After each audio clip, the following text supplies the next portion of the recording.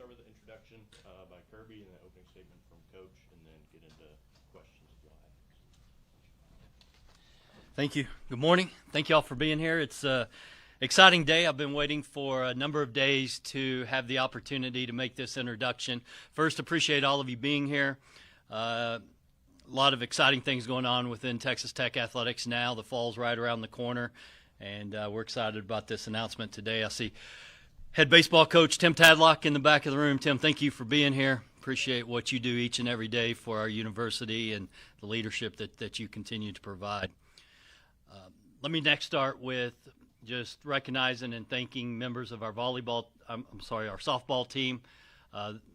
Those young women encountered a sudden change a couple of weeks ago, and I just sincerely appreciate and admire our softball team, their determined attitude to see the sudden change as an opportunity.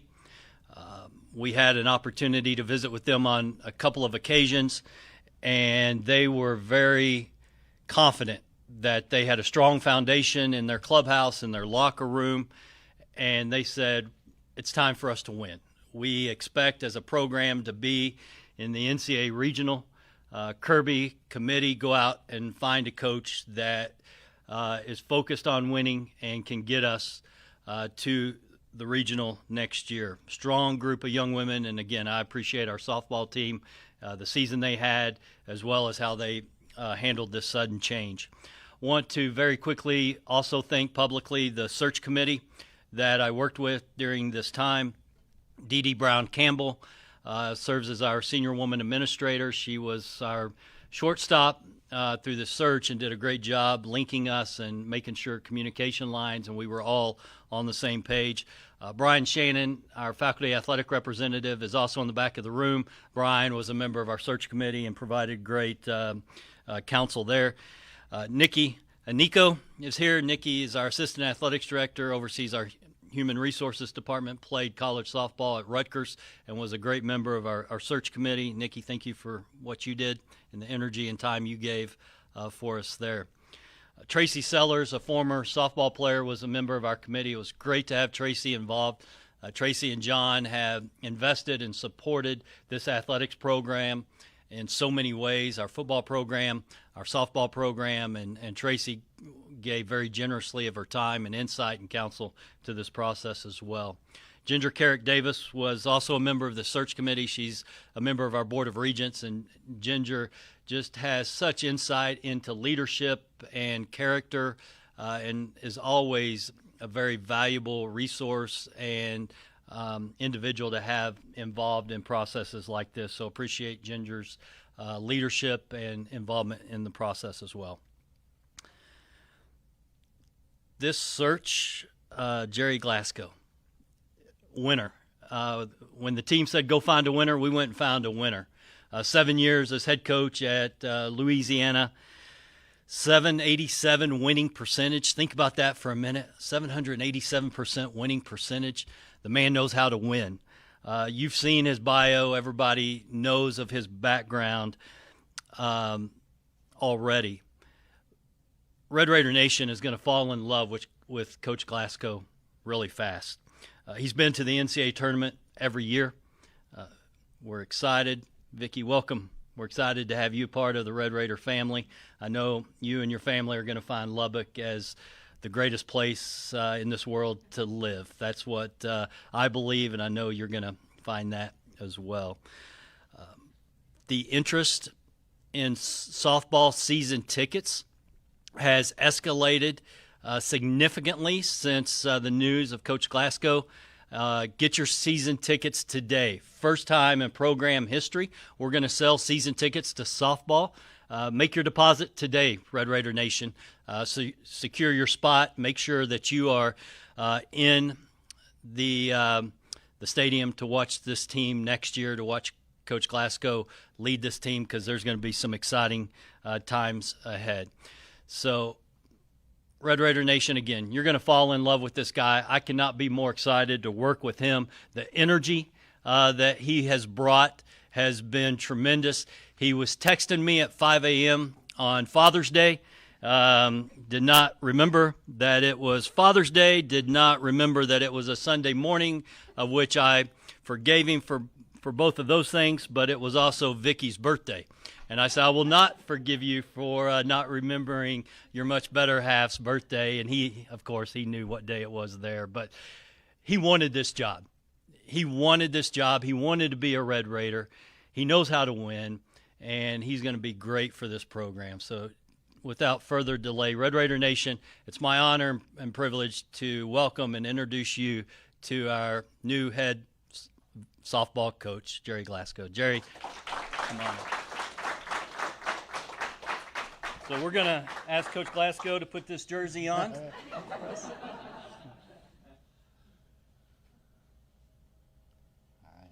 right. Thank you. Thank you. Welcome. All right.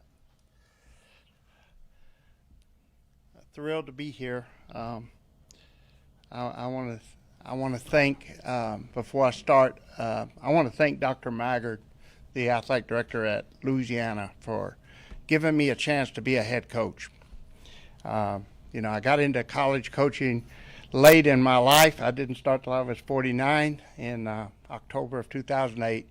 And if it wasn't for Allison Habits recommending me strongly to Dr. Maggard, and it was only because Allie didn't want me at Auburn, but she got Dr. Maggard to get me out of Auburn and give me the head coaching job at Louisiana, and I'll forever be grateful to him for that.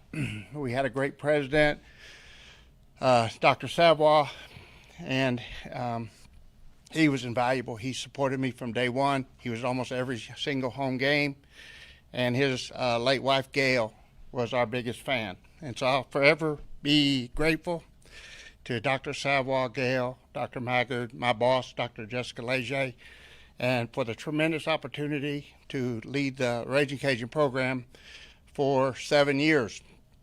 And I'm forever grateful to everyone and the fans, the tremendous fan base that we built up, the season ticket holders, the cooking club, the scrapbook club, all the things that made it a special place for the athletes at Louisiana. I want to thank Kirby for the opportunity to be the head coach at Texas Tech University. I'm thrilled. As a young man, I got to spend a lot of time in West Texas for almost a decade at little towns called Snyder and Post and Jayton and Aspermont. That was a big town. But anyway, I got to spend a lot of time out here, and I loved it. And I always said, when I retire, I'm going to be out there quail hunting all the time. So we're going to make that happen later, I hope. But at some point, it's going to happen rather easily now. But I want to thank Kirby for the opportunity to be here and to become part of this great athletic program. I want to thank all the ones on the committee, Brian, Nikki, Dee Dee, Tracy, Ginger. Y'all were just tremendous in helping me understand everything about the search and the program and what we needed to do going forward. Katie Stout from Turnkey just did a tremendous job as your search leader and representing the search firm Turnkey. She was on the phone with me at middle of the night, in the middle of the morning, 4 a.m., 5 a.m., and really brought out the information I needed to make this rather difficult decision I can make easily. So going forward, I look forward to leading the program. I'm thrilled to talk to the players. They want to win. They want to win now, which is great. And that's exactly what we're going to do. We're going to turn this thing around. Our goal is to get into the NCAA tournament just as quickly as we can.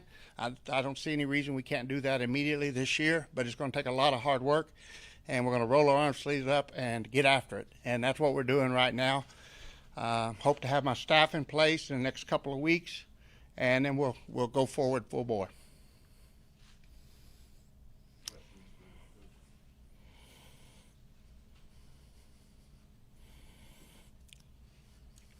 Gerry, you had a lot of success at Louisiana. You could have had a team ready-made to kind of do it again next year. So what made you decide to make this move now? When you drive on campus and you see how beautiful the campus is, it's just gorgeous. And I knew about Jayton and Aspermont, but I didn't know about how beautiful the campus is here, the traditions I'm still learning. There's just so much appeal being in a Big 12 conference, being in a team that can support the athletes in a new era of NIL and the new era where Power Four will become more of a business relationship. It's just a tremendous opportunity. The leadership of Kirby, just everything I learned, the more and more I learned, it makes you want to be here worse and worse. And the Big 12 Conference is a powerhouse, you know, and you've got great softball tradition schools like Oklahoma State, Baylor, Arizona State, that we get to play on weekend series. There's so many things I could talk for an hour, and you don't want me to do that, but there's just a lot that makes me want to be here. Tremendous facilities, just over and over I can name things. And it's been about a week since you got the job. How much of that time has been spent on finding that staff, and how much of it has been player retention, whether it's keeping them here or keeping the recruiting class that was kind of highly touted intact to kind of come here still? Yeah, a little bit of all. Extremely, you know, the last coaching staff did a tremendous job. They've got a #2 ranked class in the country by extra inning softball coming on campus. I've been in touch with all those kids. I think we can hold that class together. The team that's here wants to win. They've been put in a really good place under the leadership of the last staff. The goals are clear. And then, you know, as I've got here on campus, I spent probably 40–50% of my time getting to know the kids that are committed to the program or in the program, and I would say another 30–40% towards staff, because it's just a whirlwind. I mean, there's so much, and then you're also doing orientation courses on the computer, and you're trying to find your key at 5 a.m. this morning, and there's a lot going on, but we're just thrilled to have the challenge ahead of us.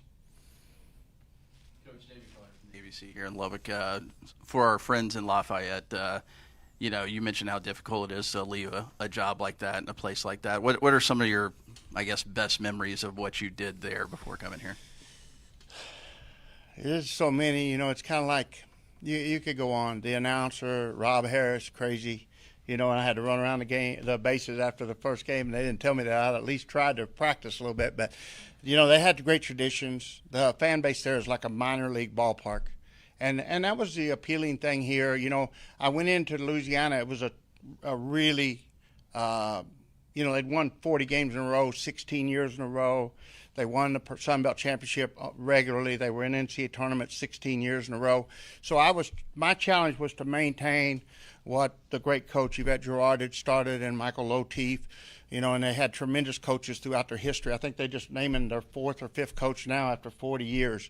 So my challenge was to maintain what was already built. The appealing thing here is I get a chance to build a program and leave a legacy of something Gerry Glasco built. And that was just invaluable to me to have that opportunity. You mentioned the hire there at Louisiana. What do you think of Coach Habits, and do you have a relationship with her? Well, this is how far I go back with Allie. When Gerry Ann, my late daughter, was 5 years old or 6 years old, she bought her a Alabama T-shirt to the national championship, and give her a T-shirt and said, "Someday you're going to be a Alabama player, and be part of Crimson Tide." And Gerry Ann, throughout her 8th grade, up until the 8th grade year, she was going to Alabama.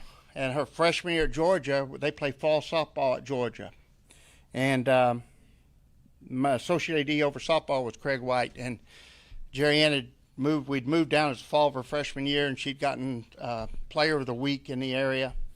And Craig White, the AD, come in and said, through the newspaper, the local newspaper on my desk, with player of the week, Gerry Ann Glasco, and he said, "She must be quite a player. She gonna play college?" And I said, "Yeah, I think she'll be good enough to play college." And he said, "Where's she going?" I said, "She's always, since she's 5 years old, they give her a T-shirt at Alabama. She's going to go up and play for Allison Habits at Alabama." And he said, "If you want to be a coach at Georgia, that's not going to happen." So Gerry Ann and me and Gerry Ann were both quick. We were quick learners, and she quickly realized she was going to be a Georgia Bulldog. But Allison, that's how long I've known her. She's just a great person, a tremendous person. I've told the AD since she retired at Alabama, the last 2 years, I've told the associate AD, I've told the AD, I've told all my assistant coaches, the day Allison Habits wants this job, you let me know. I'm going to resign or retire. And because I felt like that's who belongs at the head of that job. She was a basketball player and an All-American softball player. She played 2 sports there, and then she went over to Alabama and has had a historic career. Her family lives in Crowley, 20 miles east of town. they're a softball family, and she'll keep that program growing and growing. And there's no doubt it's a great hire. Obviously, you have a history of being good at turning offenses around. Was it very appealing to you as well, just the elevation here and the ability to let the ball fly? Yeah, I think that Craig had did a really good job of the offense here. If you look, last year their offense was really good. It's top 30 in the nation, and I think he's got that going in the right direction. I was a hitting coach at Georgia for 6 years, and I was a hitting coach. That's what I was known for in the SEC. And we will definitely be one of the best hitting teams in the country. There's no doubt we're going to do that. But I thought really the appeal as a head coach is everything. Pitching, we want to upgrade the pitching. We want to upgrade the defense. And we want this program to be respected by recruits all over the country as a destination that they want to go play in the Red Raider program. I mean, one thing that a lot of fans, the first thing they see whenever you're hired is you ended Oklahoma's streak. I mean, talk about the mentality that you get your players to have to know that they can, be on an even field with a team like that. Yeah, that was my players. I didn't get a hit or anything that game. In fact, we went into that game. We went into that game 9-12, and we played a doubleheader, and we had beaten Liberty the night before 1-0 or 2-1. And we played them the next morning on Sunday morning, and we got beat 7-1, which put us 9-12. It was the first time in my career as a head coach I'd been under 500. And I took the girls out to right field, and I said, look, we're 9-12 right now, and that's not any of your fault. And I told them, each one of you, look me in the eye. And I looked at every one of them, and I said, the reason we're 9-12 is not your fault, it's my fault. I didn't have you ready for this top 20 schedule that we'd played, because at that point we'd played like 11 games or maybe even more against top 25 teams, and we weren't going through that like I thought we could. And I said, but I need you to know I accept responsibility, and I challenge you just to go out here today and play happy, play loose, play like you're capable of playing, and we can give Oklahoma a real ball game today, even though I haven't prepared you for these first 21 games properly. And I'll give all the credit to girls to be able to walk back out on that field 15 minutes later and step up and beat Oklahoma in extra innings. They actually had the lead. We dropped a pop-up in the seventh with 2 out. We'd have won that game 4-2, and they tied it. And at that point, the total momentum goes back to number one Oklahoma with a 71-game win streak, and in a brand new stadium with 4,000 people there that day. And our kids come out in the top of the eighth and scored 3 runs, I think, and got us a 7-4 lead, and we held on and won the game. That was all my kids. I had not done a good coaching job at that point. My kids played really, really good ball that particular 7 innings or 8 innings, and then they went on that roll. I think we won 31 out of the next 35 games, something like that, 31-4, 31-5. But that game turned us around, let us see what we could be, and it was a great experience. But I wish I could say it was great coaching. It really wasn't. It was great players performing under pressure.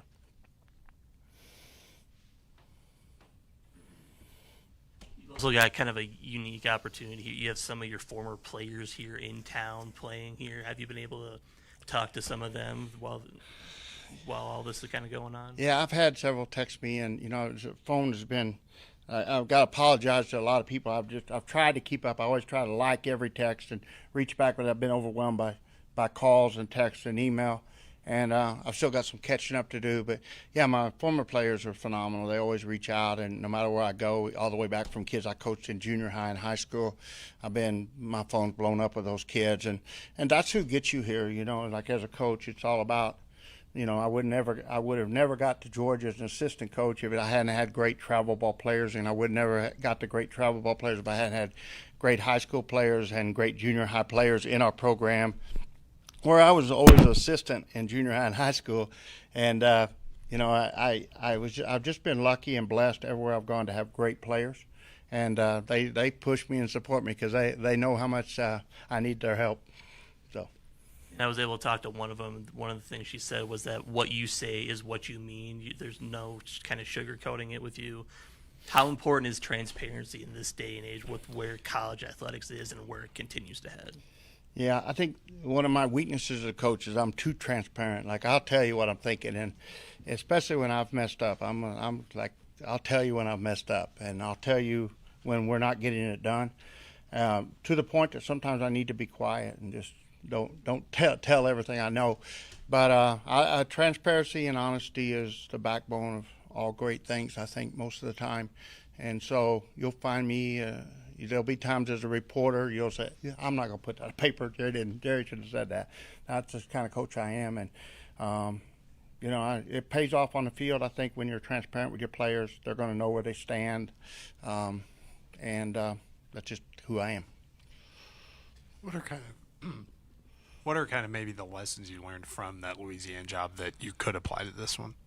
Say it again. What are maybe some of the lessons you learned from the Louisiana job? I know different situations, but America loves a winner. Like, it doesn't matter where you're at. America, if you're in America, they love winners. And Louisiana, they demand a winner. The fan base they'll do anything for you if you win. And, you know, one of the first days I was in town, I went into, there's a little famous restaurant there. It's a little hamburger place, been there since 1930. And I went in, there was a group of like 80-year-old men, like 6 or 8 of them. And I got and one of them said, "You're the new softball coach." And I said, "Yeah, I am." And he said, "We're with you, coach, win or tie." And I'd never heard that expression. But he's Judas in. It was Judas in. And I'd never heard that expression, "We're with you, win or tie." And that's exactly a true description of the Raging Cajun fan base. They're with you, win or tie. But don't let them vote on Tuesday night if you've lost a weekend series. So.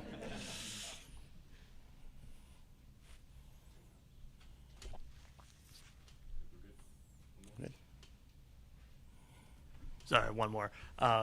Through the process of talking with Kirby and everything, I'm sure he kind of informed you, or if you didn't already know, kind of how the coaching has kind of gone for the softball program the last few years. How much of the conversation was looking for somebody to stay here for the long haul that wants to be committed here for more than a couple of years? Yeah, I think it was very clear from Kirby and the committee they were looking for longevity.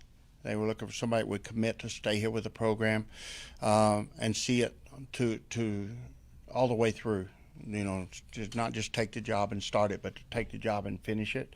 And I'm committed to that. I'm firmly committed to that. And I think that, you know, we're going to come in with a really determined attitude to get this thing going in places it's never been before. And that's in all honesty, that's the biggest motivation and the most exciting part of the job to me. Thanks, Coach. Thank you.